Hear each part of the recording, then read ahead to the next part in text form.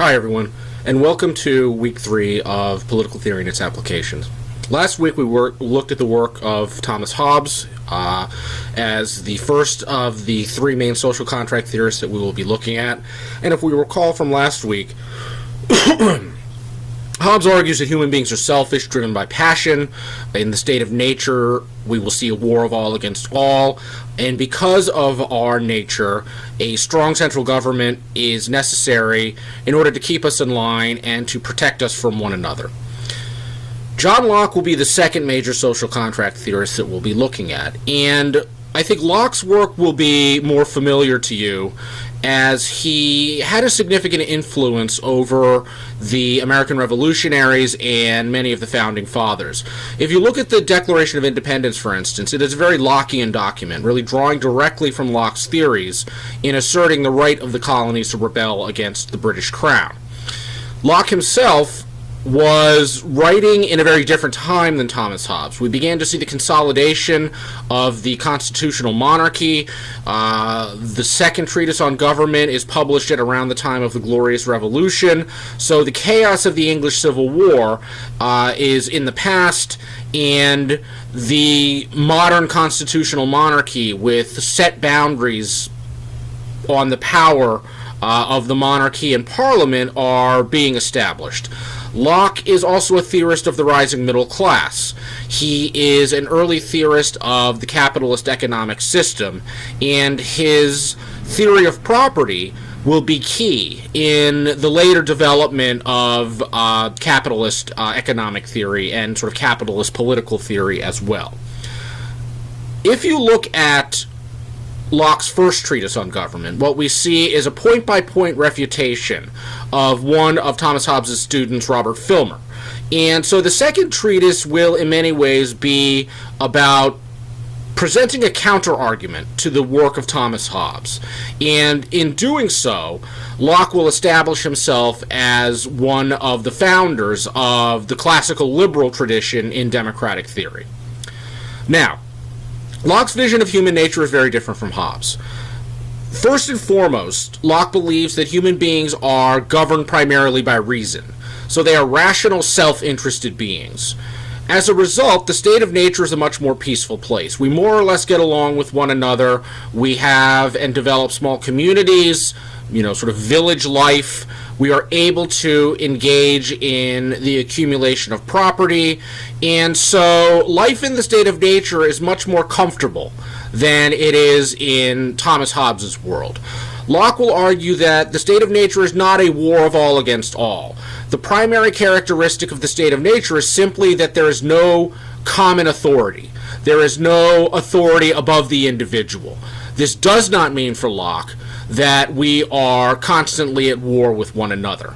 We recognize the law of nature, and we live in accordance with the law of nature.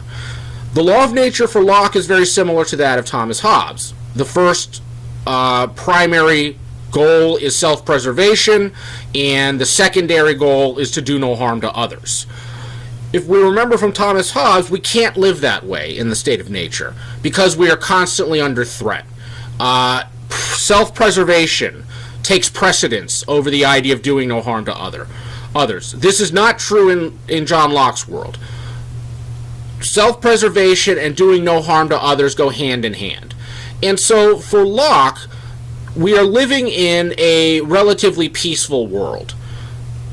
Now, Locke understands that there are those who will violate the law of nature. And if a person violates the law of nature, which Locke defines as seeking to exercise arbitrary power without right, over another person's person or property, this represents a violation of the law of nature. And in the state of nature, each individual is responsible for rectifying any violation of the law of nature and punishing any transgressor. So each individual has their own personal executive power to enforce the law of nature. Now, for Locke, there is a greater obligation than simply seeking justice for oneself. In punishing a transgressor, Locke believes, the individual is responsible for upholding the law of nature. a person who exercises arbitrary power represents a threat not only to their victim, but to humanity as a whole. And so, by exercising arbitrary power, the transgressor places himself in a state of war with the individual that he is victimizing, and placing himself in a state of war with all of humanity. And so it is up to each individual to ensure that the law of nature is upheld. Now, this will be one of the main reasons that we will create civil government. It is a burden to have to uphold the law of nature whenever someone victimizes you. And so by creating civil government, what we will do is cede that individual executive power to the government. And then the government becomes responsible for ensuring that transgressions are punished.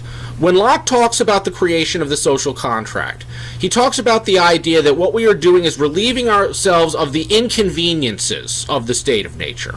So we don't have this idea that we are constantly in fear of others, that we are constantly under threat. It may happen from time to time, and then each individual is responsible for upholding the law of nature, not only to punish a transgression against themselves, but to protect humanity as a whole. So even in the state of nature, we can think of a greater obligation, an obligation above ourselves. And this is a consequence of the fact that we are rational, self-interested beings. We are able to understand long-term consequences. We are able to understand the effects of our actions on others and then limit our actions and take responsibility for our actions and the effects that they may have on other individuals.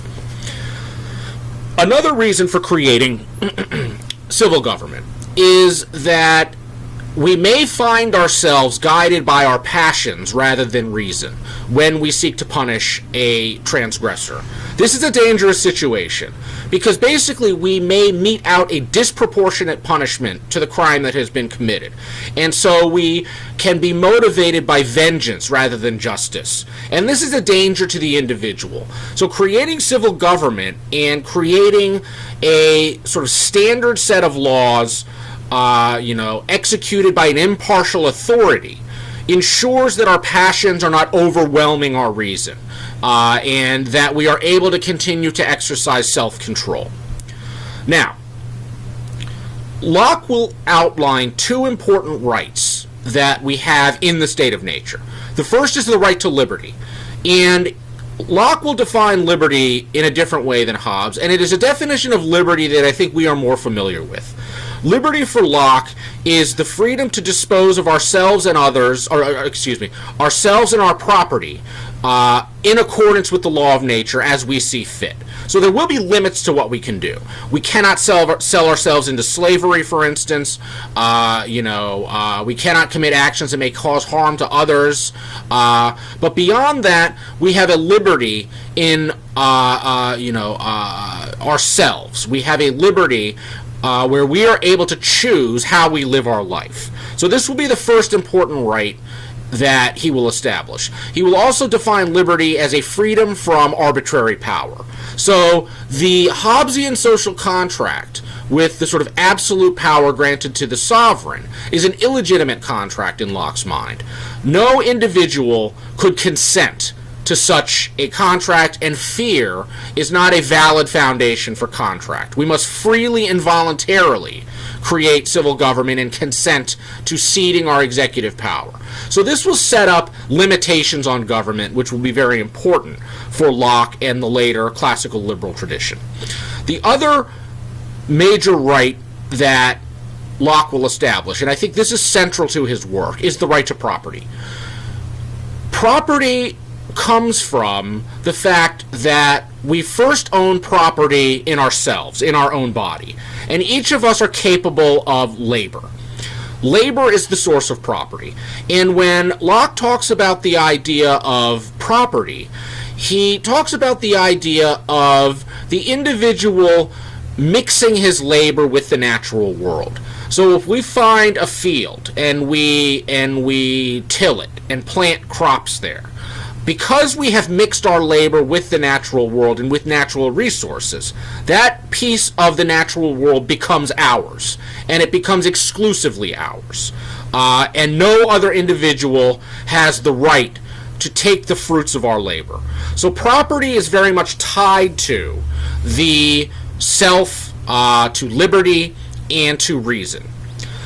Locke talks about the idea that the value of property, or the natural world is given value through labor and through the accumulation of property. He talks about unused resources as wasted resources, and so it is through human action and through human labor that we grant and give value to the natural world.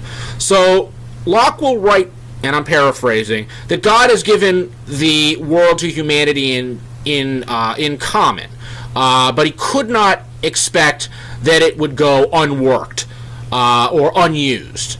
So what Locke is sort of establishing here is the idea that we have a rational duty and a rational obligation to engage in labor.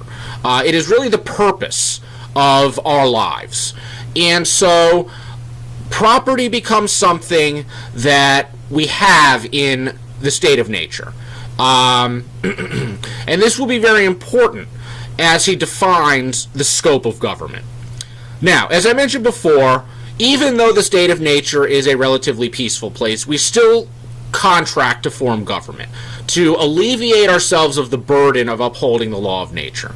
And when we consent to the creation of government, we consent to a government that is highly limited.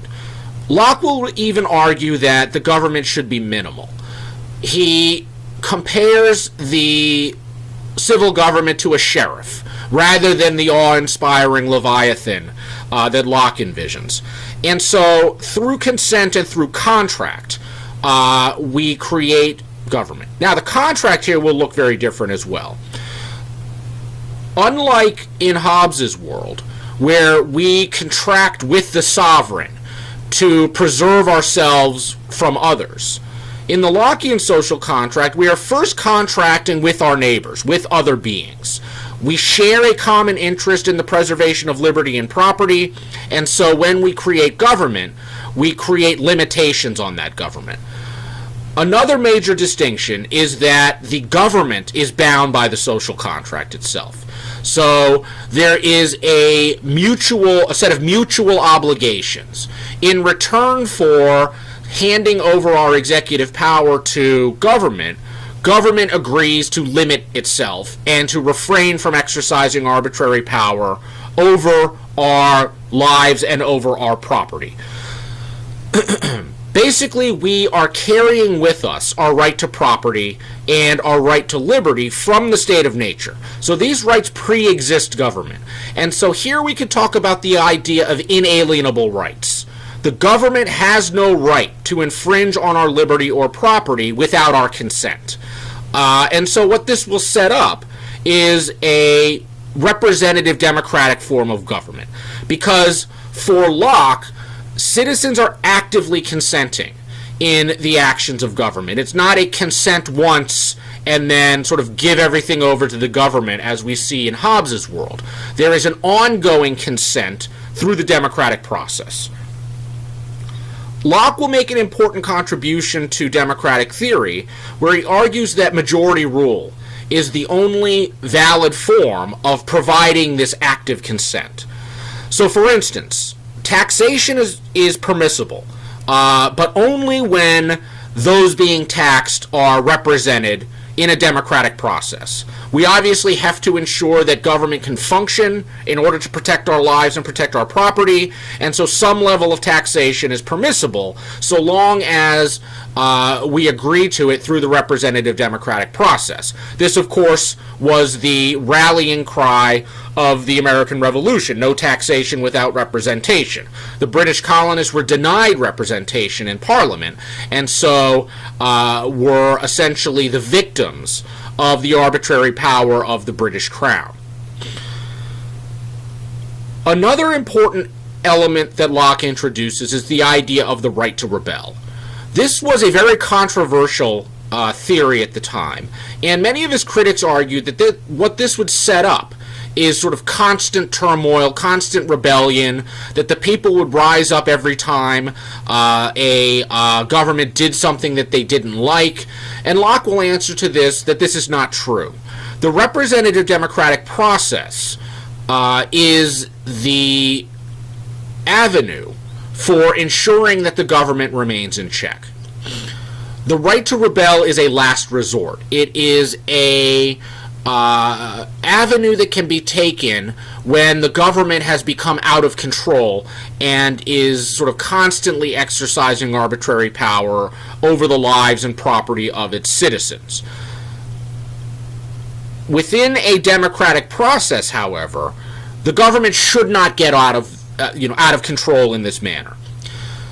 Locke will set up a system where, because we are interested in accumulating property, much of our life takes place in the private sphere. However, the public sphere is open to citizens through the democratic process. We always have the option of participating in politics. So the public sphere becomes the realm of democratic representation. And so at any point in time, if the government crosses the line, if the government imposes, for instance, an unfair tax, the citizens, through the democratic process, can prevent this from escalating. They can vote representatives out who they believe are corrupt and exercising arbitrary power. They have the right to assemble, the right to protest. All of these are steps that can be taken to keep the government accountable before the need for rebellion. Locke will argue that not every rebellion is legitimate, that we aren't going to just jump to revolution every time the government does something that we don't like. There is a process in place. There is a system in place that we can work within to ensure that the government remains limited and accountable. So for Locke, this sets up a situation where citizens can be active and can sort of take responsibility for the preservation of their liberty and property through the democratic process. Now, ultimately, Locke's right to rebel is founded on his vision of the state of nature. The state of nature is not a terrible place. So a tyrannical government is worse than the state of nature. So if we are living under tyranny, Locke asks, why not just simply overthrow the government and create a new social contract in line with and a new social contract creating a government that will respect our inalienable rights. I will be posting some notes on your assignments, so have a good week. And as always, if you have any questions or concerns, please feel free to email me or post questions in the general questions forum in Brightspace. All right, thank you, and have a good week.